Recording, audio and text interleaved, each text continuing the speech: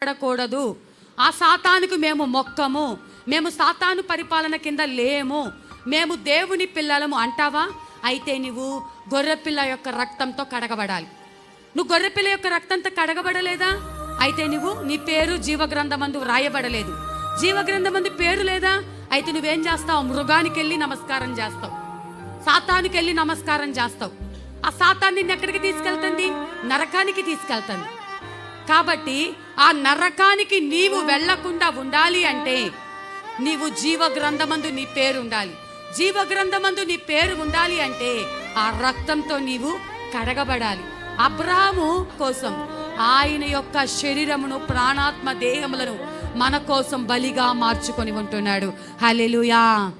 అయితే ఇక్కడ మనం గమనించాల్సింది ఏంటంటే, దేవుని పిల్లలమైన మనకు, క్రైస్తవులమైన మనము ఎన్ని శ్రమలున్నా ఆయన రక్తంతో మనం కడగబడ్డామని, ఆయన రక్తంతో పరిశుద్ధపరచామని ధైర్యముగా ఉండాలి.